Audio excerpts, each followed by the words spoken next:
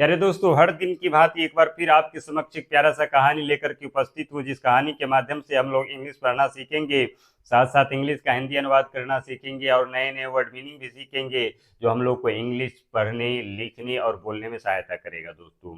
तो चलिए बिना देर किए उस कहानी को पढ़ना शुरू करते हैं और इंग्लिश सीखते हैं दोस्तों। कहानी का शीर्षक क्या है दोस्तों? The wood cutter and his foolish sun.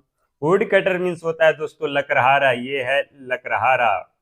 And his foolish son यानी उसके मूर्ख पुत्र। फुलिश मीन्स होता है दोस्तों मूर्ख, उसके मूर्ख पुत्र की कहानी है ये लकड़हारा और ये मूर्ख पुत्र की कहानी है। बहुत रोमांचक कहानी है प्यारे दोस्तों, तो कृपया इस वीडियो को आप अंत तक देखिएगा, बहुत मजा आने वाला है दोस्तों। तो चलिए कहानी को पढ़ना शुरू करते हैं। A woodcutter lived with his wife and सन।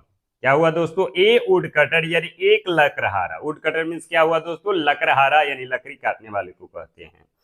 एक लकड़हारा lived with his wife and son, यानी कि एक लकड़हारा अपनी पत्नी, वाइफ मीन्स क्या होता है दोस्तों? पत्नी, अपने पत्नी और पुत्र, सन मीन्स होता है पुत्र, अपने पत्नी और पुत्र के साथ, विथ मीन्स होता है दोस्तों साथ, लिव्ड यानी रहता था।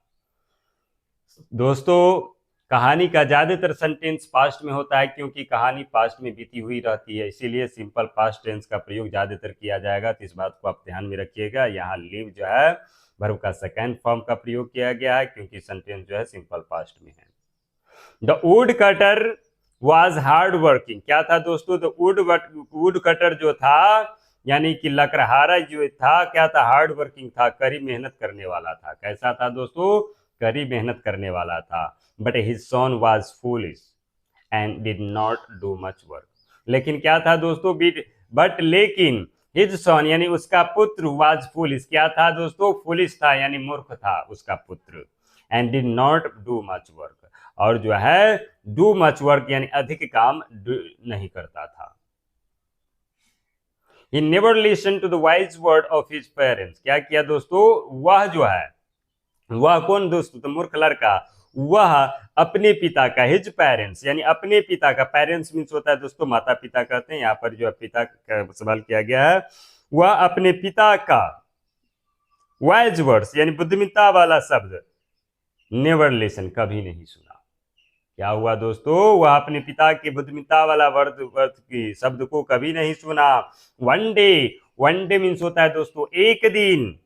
The son carried food for his father who was working in the woods। क्या हुआ दोस्तों? द सन यानी कि पुत्र, carried food for his father यानी कि जो पुत्र जो है अपने पिता के लिए क्या किया? कैरिड फूड यानी भोजन लाया। क्या लाया दोस्तों? भोजन लाया। And who was working in the woods, जो, हु मीन क्या होगा दोस्तों यहाँ पर? जो, जब किसी सेंटेंस के बीच में हु लगा रहता है तो उसका अर्थ हो जाता है जो। वुड्स मीन्स होता है दोस्तों जंगल, यहाँ पर एस नहीं लगा रहता तो वुड मीन्स लकड़ी हो जाता है, यहाँ एस लग गया, इसका अर्थ हो गया जंगल। जंगल में काम कर रहा था। जो क्या कर रहा था दोस्तों? जंगल में वर्किंग कर रहा था यानी काम कर रहा था। As they were working after lunch, as माने जब, वे आफ्टर लंच यानी कि भोजन के बाद, यानी कि दोपहर के भोजन के बाद, वर्किंग यानी काम कर रहा था। ए वैस्प डिस्ट्रैक्टेड देम। क्या हुआ दोस्तों? ए वास्प डिस्ट्रैक्टेड देम यानी एक बिरहनी, वास्प मीन्स क्या होता है दोस्तों? बिरहनी। एक बिरहनी उन्हें डिस्ट्रैक्टेड कर रहा था यानी विचलित कर रहा था। दे ट्राइड हार्ड, वे कड़ी कोशिश किया। क्या किया दोस्तों? बहुत कोशिश किया, हार्ड कोशिश किया, but it not fly away. लेकिन यह जो है, यह क्या दोस्तों? वास्प नहीं फ्लाई हुआ, नहीं उड़ा।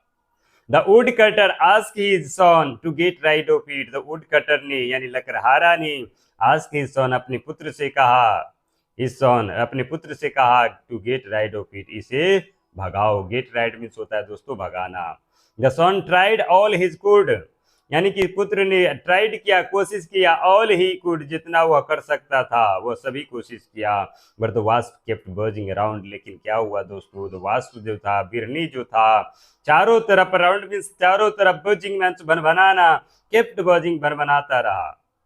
The wasp then flew and sat on the soldier throat. woodcutter soldier. The wasp then flew and sat on the woodcutter soldier. क्या हुआ दोस्तों? The wasp यानी कि बिरनी then flew, उसके बाद उड़ा, and sat on the woodcutter soldier यानी कि लकड़हारा के कंधे पर sat यानी बैठ गया. The son decided it was a good chance to kill the insects. यानी कि उसका son जो पुत्र था decided निर्णय लिया it was a good chance to kill the insect यानी कि कीड़े को मारने का सबसे अच्छा मौका था. उसका पुत्र ने निर्णय लिया. Without thinking properly, पूर्ण रूप से सोचे बिना.